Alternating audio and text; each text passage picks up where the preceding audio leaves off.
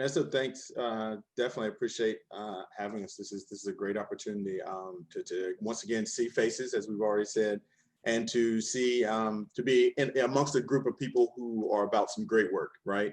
And facilitating great conversations. Sweden, if you wanted to say a couple words before I jump into our deck. Yeah, no, just thank you for the opportunity and really happy to meet some more new people today. We've been talking a lot about the work that we're doing, and it's really exciting to see so many people who are interested in public media for all. So, JC, go ahead and take it away. I will, Ernesto. I'm going to make an attempt to share the screen if you don't mind. We are Public Media for All. We are representing Public Media for All, as Ernesto said. And what I think is always interesting about trying to explain what public media for all is it gets easier and easier because over time, what we've been able to do is kind of actually see that a lot of people have done some of the same thing.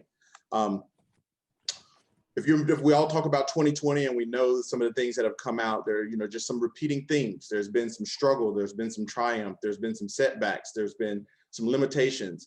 And through all of that, what it has done is actually brought people closer together in a lot of places. But we also know, especially after yesterday, there's still some existence of some divisiveness. And what we know is that when these things happen, you usually get a collection of people who are either passionate about something, that are committed to something, and bottom line, just looking to do something, to take action. And I think when I tell people about what Public Media for All is all about, it was a moment in time built upon years of tolerance, years of being able to rise above, to turn the cheek, to really just adapt to a normalcy that probably shouldn't have been, I'll go on the verge to say. And so what had happened, this group of people who got together that are public media officials, started sharing stories. And we literally started to say, hey, this is happening at our station. And you find out, and somebody else says, yeah, that's happening at our station. Can you believe that this is actually happening? And so it's one of the opportunities where you realize that everybody has a scarlet letter. You start taking not necessarily comfort, but some reassurance and some confidence that everyone has experienced something similar to you. And so unfortunately, the commonality was repeated injustices, inequity. And talking to this group, I'm sure you all have already heard and are well aware of some of the things that have revealed themselves in the way of race relations, gender equity, and things like that, going on in not only our country, but at our specific public media stations. And so in having these conversations, it turned into a goal to, it's time to do something. Most of us reach the point of where, we've heard the conversations before, we've heard the promises, we've heard the commitments. What is it that we can do to actually bring about some action? And so what happened, this group came together and it started meeting on a weekly basis, a monthly basis, turned to a weekly basis, it turned into more often, turned more conversations, and you started to see it just organically grow. And then of course, it always starts with, what? We should do something. We should let everybody know that we're here and invite people to be a part of the group. And so this group came together organically, and then they set about having the goal to raise the awareness and spread the word to everyone, allies and allies alike, about the negative effects of diversity, the lack of diversity, equity, and inclusion in public media. And then I'll take it a step further by not just shedding a light on it, but offering potential solutions, some great fundamental action items that stations who are really committed to the work and people who are really committed to the work to join in with, adopt, and begin to implement. And so that's what we did. We put together our minds and we came together with some lists, some fundamental principles, and some visions that we see for the industry that most of us have committed ourselves to for multiple years. And we said, you know what? We're going to choose November the 10th. And I like to refer to it as almost like a commencement, right? Like it's not the beginning, but it's definitely not the end, but it is a moment in time that commemorates something that is going to be great.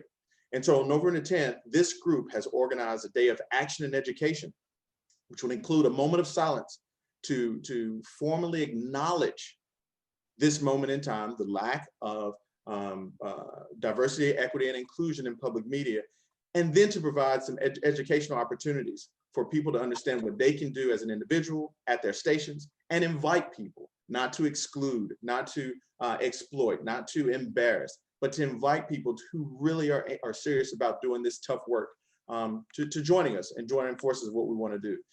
I give you a little bit of background, but I think all of us, I don't think any of us would disagree that there are a lot of scandals this year. Not just in our country, but specifically within our industry of public media. There are a lot of high profile transitions of leaders, well-known leaders in our industry. Then when you couple that with a tightening of a bottom line, with everyone having to go home and being remote, it's no stranger to us that that's when things start to become scrutinized even more. What we've realized is that the type of problems and the different difficulties and injustices that have been living underneath these sheets for so long are only exacerbated when it required an organization to start depending on, trusting, feeling committed to the cause and missions of the organization. And so in our conversations, we realized that the treatment that has been received by those people of color and those allies, and the lack of addressing of those problems, really became, we can't take it anymore. And so we want to be able to do something about it. And so, like in everything else, racial injustice has been a leading issue in 2020. And when we look at our organizations, all of them which are non-commercial stations, we were talking about those who have made a commitment on a regular basis. It's fun that a lot of us are actually fundraising producers and fundraising related, responsible for creating scripts and informing the community, introducing the community. Our work is now taken into question. I know that was always one of my personal things as a fundraising producer, is that I'm challenged with speaking mission and institution and encouraging someone to support the things that are going on at our stations, and to not be able to hold true integrity to that became problematic. And so it kind of just rose to the top. And as we've all heard before, when that cream rises to the top, you got to decide on whether you're going to skim it or whether you're going to drink it. And so hopefully we're able to bring that cream to the top and have people to really taste it and understand that they don't like it too. And now let's figure out what that new drink is going to be. So part of that drink includes a vision. And you'll see, especially speaking to this group, that these are fundamental principles. This is not astronaut algebra. This is not something that is, it's revolutionary in terms of it not being practiced, but in terms of the actions, there are a lot of common sense things. And it was amazing as we generated this list, how we're like, wow, this should just be. We're talking about, anytime we have a project in public media, the first thing is they start the alphabet conversation with the ROI, the KPIs, when are we going to start, what's the committee, and so the same thing is here. We want to be able to produce metrics that allow us to have a level of accountability to leaders and organizations alike, so that we too can turn those around and have the same thing when we're talking to our community. If we're going to be pillars of the community, we're going to have impacts in our community, we have to be able to practice what it is that we preach. And it starts with making sure that everyone can be held accountable. And that's done by making sure there's a means to measure and report diversity, equity improvements on a quarterly basis, not open-ended, not just, we'll get to it when we get to it. And you'll see we also have incorporated a timeline with some of these things too, which helps with that accountability. We also wanted to be able to have regular meetings nationally. We think about, this year was the year that we didn't go to all the conferences, but when we look at the amount of money at our organizations that are invested in sending out to do the great work of best practices in production, how to fundraise on a community level, attracting major donors, and the money that's invested in there, it should also be just as germane to invest in making sure that these principles and a plan where the principles are shared with everyone nationally, and that conferences are made possible for that to happen. That ultimately should wind up producing content that is socially reflective of not only our communities, but the workforces that are at our different organizations. This is also achieved by making sure that the hiring process, and as well as the compensation packages and the promotions, are also socially representative. And oftentimes what we see now, there's a deficit of people of color that this is not being applied to. And so again, a lot of these are fundamental things that we believe that they're great places for organizations to start that'll allow them to grow and morph into the organizations we feel like we all need to be industry-wide. Also, it has to be, we hope that we'll have regular input from everyone throughout the industry, so that everyone feels like that there is some type of ownership, there's some type of shared investment into all the things that we put forth as public media organizations. Also should have a board of directors. We have to have great leadership. We have to have visionary leadership. One of the things that's easy to identify is when we look at the leaders and the number of years that these leaders have put in their service, and we thank them for their service, but we also know that stagnation comes very, very easily when it allows us to practice only the scruples that I have and the ethics in which that I've practiced for decades on end. And so there should be a board of directors that allows to remind everyone that we are reflective of the demographics in our community. We are at best community serving organizations. And ultimately this will promote safe spaces so that when we have these conversations, they're not groundbreaking conversations. These are the regular ongoing conversations and checks and balances that allow us to be great organization, understanding that there's a requirement for us to have some diversity, make sure everyone is treated equitably and that everyone is included. And so these are the visions that we have. We do have our website. I had that at the top slide that you can actually see these and like let them marinate. There's some powerful language here, and we spent a great deal of time not just picking out trendy terms or things that we've heard. There was some great deal of thought by this group and making sure that there's some powerful words that need to be evaluated. So I invite you to come back and visit that. So bottom line is we talked about action. That's what we want to do. And so what we want to be able to do is have and challenge stations to commit to action items. We have action items that Sway is going to share with you that again are fundamental principles, things that are happening throughout the industry in remote locations, but as a collective dedication is what's missing. And so that's what Public Media for All helps to be able to do. One of those, after committing to the action items, is a timeline, just like we do with any other project. And we're asking that you commit to one of the action items within a fixed timeline, 5 action items within a year, and then 10 action items within 3 years. Because what we understand and what you all know is that this is not just one opportunity. This is not just a single moment in time. This is an evolution for something that's been festering for a long time.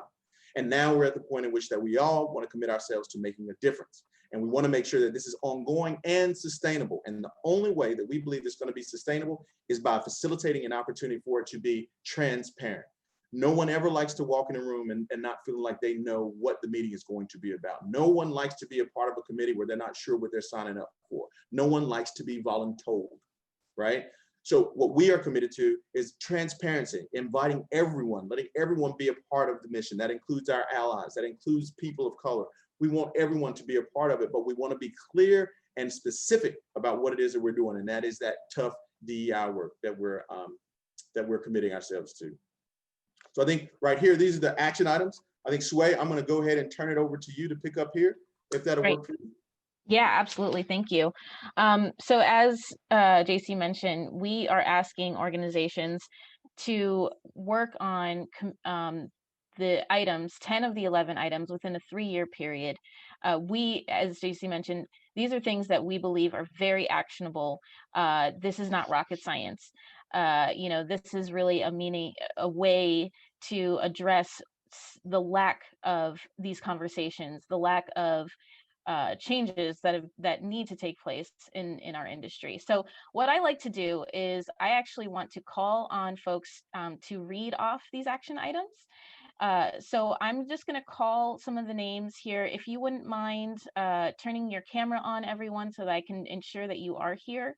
And I'm going to start picking out. So just I will call on you to read each one. This is a way to really absorb the action items because we're going to have a conversation. We're going to break out into small rooms and talk about these action items and how they can be achieved. So how about Jessica Evett? Would you read the first one, please? Sure. So the first action item, commit to internal diversity, equity, and inclusion, DEI work by including it in the mission, values, goals, budget, and work schedules of the organization. Thank you. Martha Ellen, would you read the next one, please?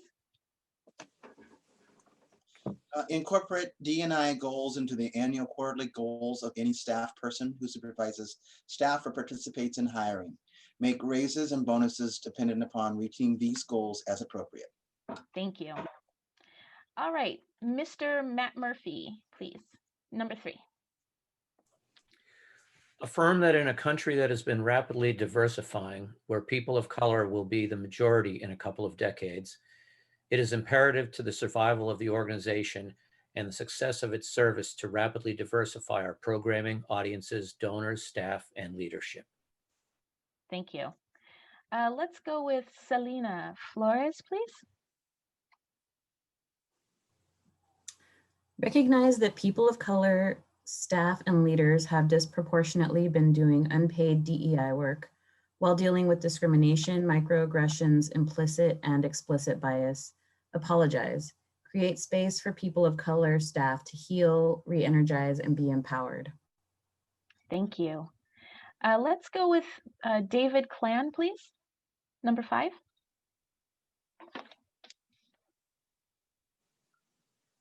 Oh, we can't hear you for some reason.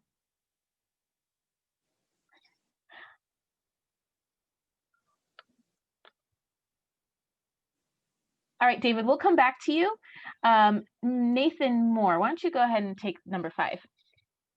Sure. Recognize that white staff and leaders have not been doing enough DEI work while implicitly and/or explicitly enacting racial bias against people of color coworkers. Apologize. Create space for white staff to take ownership of these issues, do work to dismantle racial bias, and learn to listen to and empower people of color coworkers. Great, thank you. David, are you good? Can you hear me now? Yes, we can. Go ahead and take number 6. Thank you. Conduct an anonymous cultural assessment survey of all staff about diversity, equity, and inclusion at your organization. Bring people of color staff and white staff together in mediated safe spaces to facilitate brave, constructive, respectful conversations about race and the survey results. Ensure that there is an empowering balance of people of color talking and white staff listening. In larger organizations, considering segmenting these based on the hierarchy of the organization so that staff are not influenced by their managers. Make it clear that retaliation will not be tolerated. Thank you. All right, number 7, Jennifer Kaiser. Sure. Create systems that hold staff accountable without jeopardizing the well-being and reputation of the person experiencing the racial bias. These systems should use education and conversation as a first resort and should also let the staff person go as a last resort. Great, thank you. Tina, why don't you take number 8, please? Recognize that unpaid internships are not equally accessible to all because many cannot afford to work for free. Commit to paying all interns within 1 year. Thank you. Let's go with Sally Hardy, please, for number 9. Work with an outside organization to do a comprehensive pay equity review of all staff and take action to ensure that everyone is compensated fairly without racial and gender bias. Include an analysis of temporary workers and temp working policies. Thank you. Let's see. For number 10, Carrie Sumred. Sure. Use census data to determine the racial makeup of the communities the organization operates in and to set diversity goals based on equitable representation. Commit to having staff, leadership, and programming that accurately reflects those demographics in 3 years. Commit to having an audience that accurately reflects those demographics in 5 years. Commit to having a donor base that accurately reflects those demographics in 10 years. Thank you. And last one, Tim, is it Timo? Timo, yeah. Timo. Dedicate time and resources for independent review of your organization's DEI efforts and commit to any improvements recommended in such reviews. Make the findings of the independent review easily accessible and publicly available. Our industry is not new to change. We are constantly in a period of change, and we are constantly having to really meet the needs of our communities.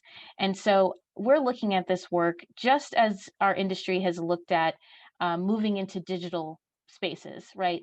We had a lot of pushback from people who have been in this industry for years, decades, wanting to continue with traditional models of broadcasting, when we knew that digital was really the forefront, that we had to be there if we were going to be able to provide service to our audiences and to grow our audiences. And so, our industry was able to adapt. It took time, it took effort, it took all of the task forces and reports and all sorts of things to make those changes, and it's served our industry. And so we have to look at this type of work in a very similar fashion. It does take awareness, it does take action, and we have to acknowledge what has not taken place in order for us to move forward.